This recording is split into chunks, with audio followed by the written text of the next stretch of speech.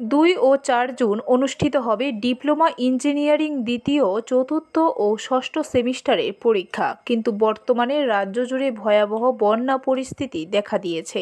তাই এই পরীক্ষা আপাতত পিছিয়ে দেওয়ার জন্য মুখ্যমন্ত্রীর নিকট চিঠি প্রেরণ করল প্রদেশ যুব কংগ্রেস ও NSUI।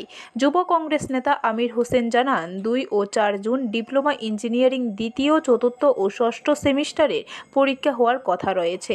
কিন্তু বর্তমানে রাজ্য বন্যা পরিস্থিতির দেখা দিয়েছে। এই পরিস্থিতিতে ডিপ্লোমা ইঞ্জিনিয়ারিং দ্বিতীয়, চতুর্থ ও ষষ্ঠ সেমিস্টারের পরীক্ষা আপাতত পিছিয়ে দেওয়ায় দাবি জানিয়ে মুখ্যমন্ত্রীর নিকট চিঠি প্রেরণ করা হয়েছে।